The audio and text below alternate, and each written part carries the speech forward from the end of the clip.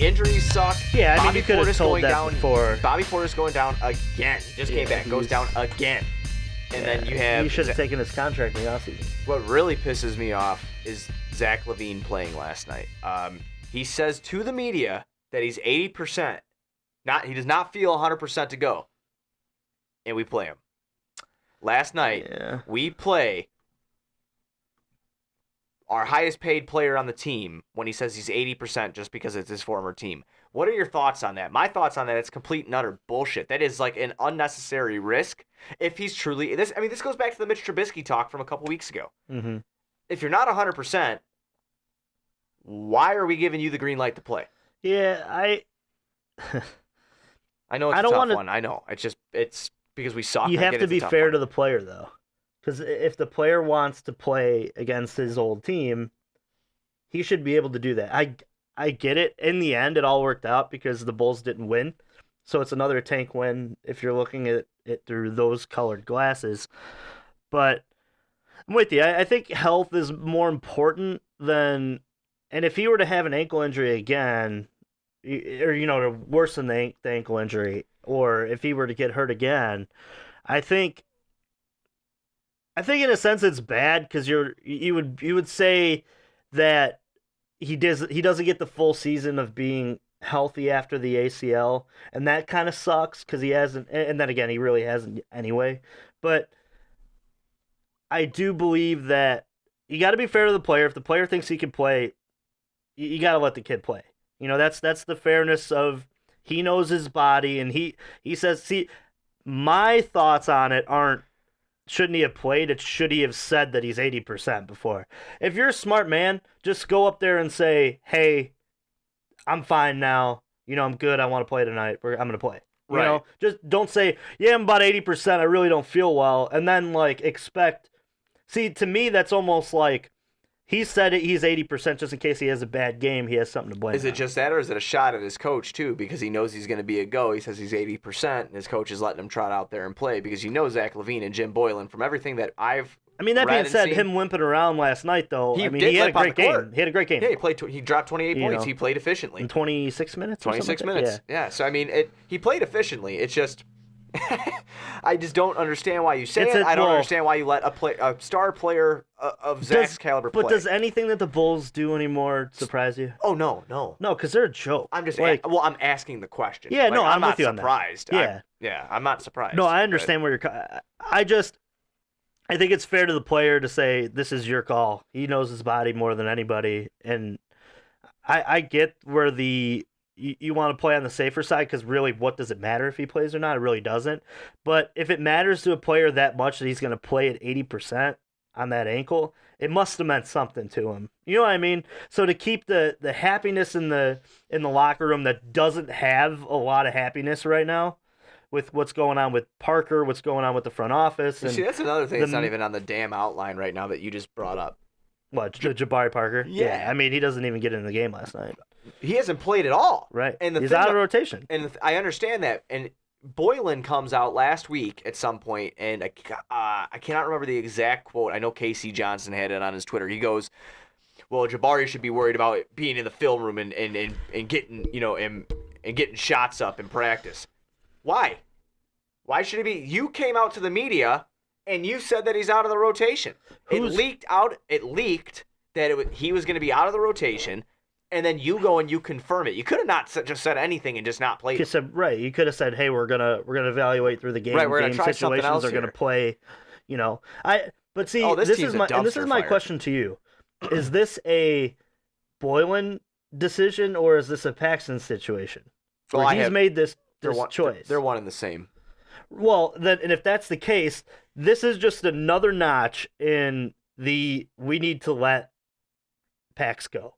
Because the total ass-backwards way of gaining any trade value for this guy, if you really want to move him off your roster, is to keep him playing. Because now he's not going to be in game shape at all when he goes somewhere else. Well, it's not even just that. It's the fact that maybe you're showing...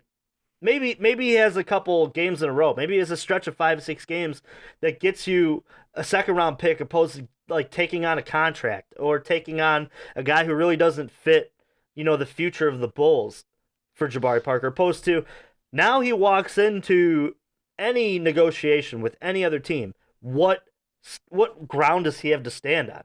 They know that he doesn't want them on the roster anymore. That's not good negotiation tactics to say, yeah, we really want this guy off this roster. Will you want to give me a second rounder, maybe a young player I could develop? Who's going to do that? Nobody. It's going to be nothing but cap dumps now and guys who just don't fit in the league. That's what you're getting back for Jabari now. And at the end of it, you're going to have to eat, $10 to $12 million of the contract anyway, just to get him moved. I don't understand the way this front office is operated, and that's going back to like last year at the end of the year, where if they truly wanted to keep Fred Hoiberg and have him coach throughout the year, then they should have went into this year and gave him the full year. If you really wanted to fire him, you should have fired him at the end of last year. It would have gave you an opportunity to go out there, interview some coaches, and if you truly didn't think that any of them fit your bill, you could have gave Boylan the job anyway. That could have been the guy who ended up being the coach for the whole year this year anyway. Everything's on fire. It's a joke. Yeah. It doesn't make any damn sense to me. And the minutes and what minutes are allotted for last night's game pissed me off too. The fact that you look at Holiday and Lopez and all these guys are paying, and then you look at Wendell Carter and he's playing like 20 minutes a game. How are we getting any development in that? The thing about Wendell, I'll say real quick. The guy should play 30 minutes. That's how this should go. He fouls himself out constantly. No, and I get that, but let the kid learn. He needs to be in the game, though, on those stretch of minutes. I understand. If he starts getting into foul trouble, do what you would normally do, but don't leave him out for an extended period of time. No. This season, that you're hearing one thing and then you're being told another. It's bullshit. This season is said, it's going to be a developmental year. Yet we have Justin Holiday play 29 minutes last night and C. Hutch get only 15. Finally, he's up some minutes. I know he only had 2 points, but so did Justin Holiday because he was building the house last night. Mm-hmm. Rollo shouldn't be playing at all. Nope. Does not fit this. He's not fast enough for this offense. Even though Boylan's trying to slow it down, even if it was a slow offense, Rollo has it seems like he's lost a pep in his step. And he doesn't. As he's getting older, he's an older guy. He's checked out. He knows. Right. That... I'm playing Falacio. And the only reason I'm playing Falacio is, I know he's garbage. I know this, but he's getting $8 million. He's young, and he hustles every play. So why not just throw him out there? Two guys on the back end of your bench who Falacio played, 3 minutes at the end of the game? 5 minutes last night. So 2 guys at the end of your bench, one who didn't play at all and one who played 3 minutes, accounted for $28 million of your payroll last night. What are we doing? It just it's like Pax is slowly proving my point week after week after week that this guy, it's done. This is done. And let's look back to what he's brought in. The whole run that he had in terms of Derrick Rose is all luck. It's all luck of the draw. After that, he's had middling to average teams. That's what he's brought in. And I know that we could all say he drafts well. And he does. Towards the bottom of the draft, he is hit on Taj Gibson's and Jimmy Butler's all the time. It's great. But there is much more to that job than drafting. I don't want to fire John Paxson for the same reason that everybody else wants to fire John Paxson. I want to fire John Paxson because I'm sick of being lied to. That's why I'm sick of our team looking like a joke in the national media. I'm sick of players not even wanting to look at this team or being made fun of on Bill Simmons' podcast. That's why I want to fire John Paxson. Not because he hasn't been able to pull in the big fish, because I understand what the NBA is. Well, my point to all of that was there's more to that job than drafting. Oh, absolutely. And that's right. Why. And if you get an A on a test and then you fail the next 4, you don't get an A in the class. That's not how this works. Well, right, I agree with you.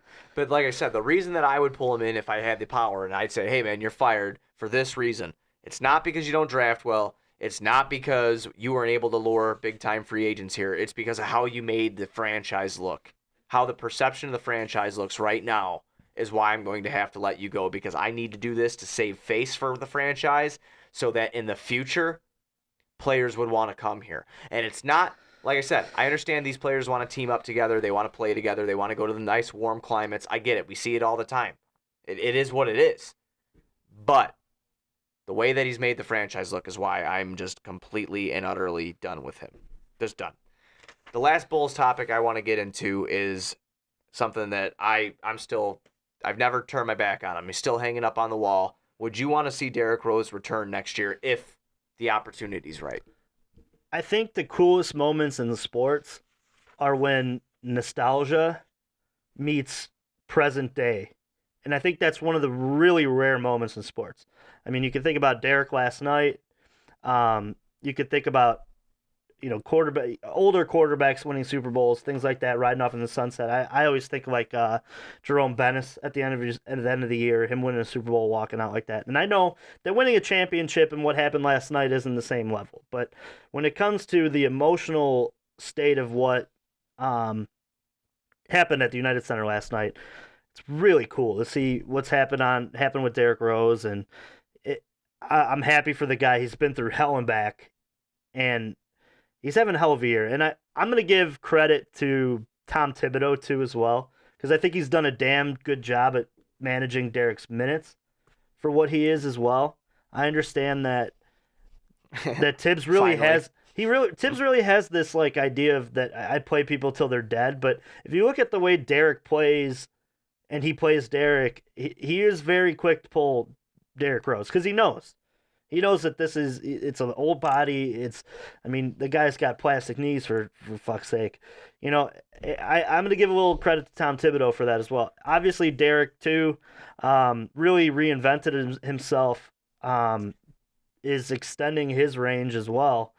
Would I want Derrick Rose on a 1-year deal? I mean, if the price is right and...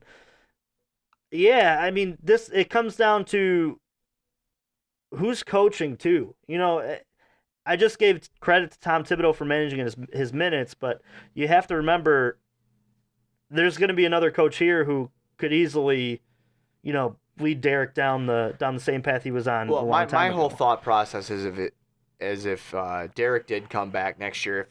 I don't think he does. I think his Chicago days are over. I think maybe at the end of his career, it's time like one day to retire, right? Just to retire or something like that. But as far as him coming back, I'd love it. I'd love to see it. To him come off the bench and because I think that he's accepted. He's going to take this 6-man role. He's going to run with it. He's happy to be in the league. He's happy to be happy, and that's it. I'd love to see him come in, just be a veteran leader off the bench who's still explosive, who still can play for his hometown team. Because I hated when Derrick left. I do. I think that it needed to happen at the time. Yeah, Derrick didn't know who he was. It was the time of that whole thing needed to be. He'll be the first one to tell you that. Right. He said it multiple times where he was just like, I was giving up. I was starting to kind of give up, but I kept grinding. And then finally, when he got cut by Utah after the Cleveland debacle, he just snapped out, got his head right, and now look at him. It's a scary thing what happened with him. I'd love to see him back next year. I don't think it does happen, but I tell you what, man, I'd be at the United Center opening night rocking my D Rose jersey. I just think it's another. Last night was another example of how fair weather Chicago fans are, though. I mean, if you remember at the end of this, and even during his injury, where he was talking, hey, I want to be able to go to my kid's graduation, I want to be able to walk around and all that jazz. And I mean, Chicago really jumped on this kid. And then last night he's standing at the free throw line and everybody's chanting MVP, MVP, MVP. Like, it's just another example of how us as fans, we need to do better of understanding in the moment that maybe this guy is really hurt. And maybe this guy has some demons in his head that he was going through, some things that he needed to work through as a person. And now, I felt like Chicago flopped on him at the end. And then now it's like, since he's good again, we're all back on Derrick Rose. And I'm not saying I was, or you were, but I feel like a lot of Chicago media and a lot of Chicago fans, a lot of Bulls fans felt that way when Derrick was on the Cavaliers and he's barely getting minutes, and a lot of people were pointing and laughing at Derrick. It's like now that he's having a 6-man of the year award type season, now you're gonna jump back and yell MVP at the game. That's hypocritical. Like you got to pick one or the other. You're either on Derrick's team or you're against it. And I feel like me and you, we stayed very true to, dude, the guy tore his ACL and his MCL, and he had all these terrible injuries happen throughout his career. We stayed with him because we knew if those didn't happen, Derrick Rose is number one, is in the rafters, and the Bulls probably have a couple championships with it. Still should be in the Raptors. You know, yeah, I mean, that's a really up for debate one that I think yeah. that's the toughest one that the Bulls will have. I get that, and I think they'll end up doing it. I think they'll end up putting it up there just because the MVP season, what he did for the city. He brought the Bulls back. Yeah, and for what he did to the city, but on stats, does it warrant it? No, I don't think so. Probably not. It's all like sentimental. He's got love an MVP for a player. though. Absolutely, yeah. He's got a Rookie of the Year, an MVP, All-Star game 3 All-Star game appearances under the Bulls' belt.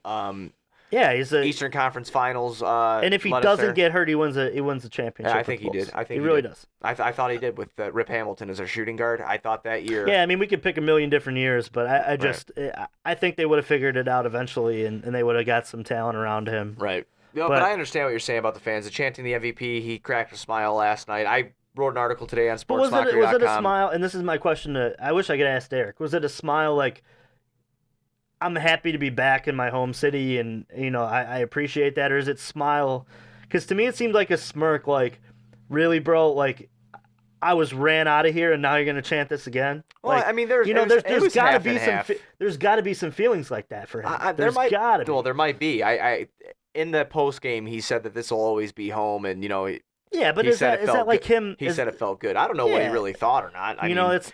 If he did think that fuck this place, I mean, he off the record at a bar with Derrick, he's like, man, it was cool to play here, but I really realized like how hard it is to play in this city. I'm sure they will love you and they will turn on you the minute that you're useless. Well, half of them will. Well, a lot of them will. I would say more than half. You say more? I would say 65% of this city of Chicago is really quick to turn on somebody. I mean.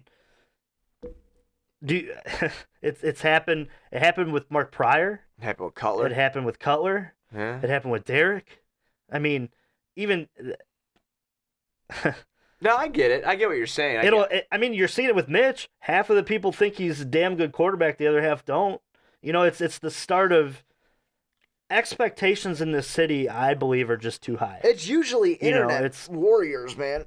Yeah. I mean, because when I'm at the game, I don't hear people talking too much shit about Mitch. But that's that's anybody gets, like you said, you get more, buffed chested when you're behind a keyboard. Right. But to put the Derrick thing to rest, it was cool to see him, but I don't think it's even going to be a possibility either. I don't see it happening, but I do think it'd be pretty sweet. No, if it were to work absolutely. out. I'd take him back in a heartbeat. There's not, I mean, he's better than anything we got on the bench, coming off the bench right now. Absolutely. I mean, Chris. You're not looking at him starting over Chris Dunn. No, Chris Dunn's been playing well. I know he had a bad shooting night last night, but this guy over the last 3 games almost had a triple-double. Right. You're seeing what Chris Dunn could do. And the way he plays with Lowry Markkanen. Just got to stay healthy. Exactly. The way that he plays with Lowry, those guys play well together. So I'm very interested. That's the only reason I'm really watching the Bulls is to watch. Yeah, and there's another thing I wanted to bring up with the Bulls, just real quick to touch on. That's fine. I watched a lot of the games recently, and I'm starting to realize, did the Bulls bring in the right group together to make this work? I feel like you have 2 really high IQ basketball players that are Lauri Markkanen and Chris Dunn, and then you have 1 really athletic superstar who could really fill it up. But there are moments in last night's game where you watch and you're like, that is not high IQ basketball. That makes me think that maybe this thing doesn't work with this whole core together, because, and I know they're going to learn, but I look at Zach LaVine and I love Zach, but he needs to learn to fit the bill with the crew. I just don't know if Zach LaVine is Monte Ellis from the Golden State days. I think that's a very good comparison.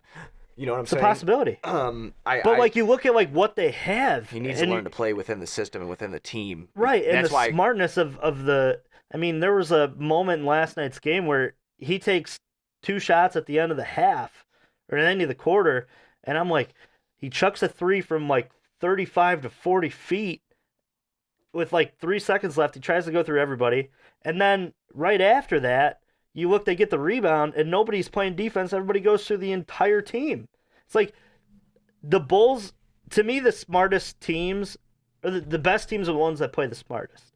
I mean, Golden State, yeah, they're athletic and they have shooting, But if you look how that team plays, and I know that they didn't play very well on Christmas Day, but they play together and they play smart. They don't beat themselves. They move the ball. You don't see that with the Bulls. The Bulls just seem to play this low IQ basketball that I think ends up, at best, you're an average team. You know, and I know that they have a lot of pieces that are learning.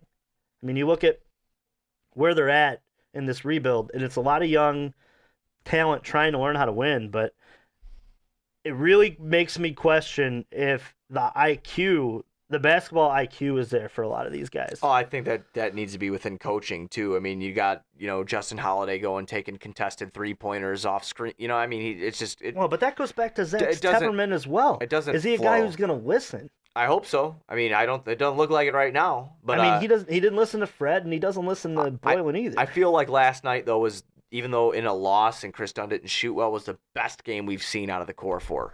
And I mean, it's like one of the first games we've really seen out of the core 3, which is sad because he lost by 20-some points. Right. You know what I mean? But if those 24 shots that Justin Holiday and Rolo chuck up get divided amongst those guys, I think we lose by a little bit less.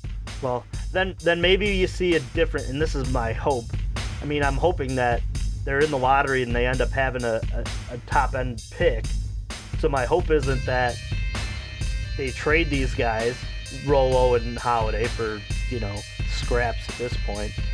And then they end up winning in the second half of the year because, there's, like you said, there's more shots divided up for better players. Right. That's the $1 million. They just need to stay on course. They have 9 wins. Yeah, just Cleveland lose. has 8, right? So we're a game out of last in the East, and then we have the same record as just being the top 3. Suns. You have the same chance as anybody else. Right. So we're right there. But long time Bulls, but we haven't talked about the Bulls a lot here.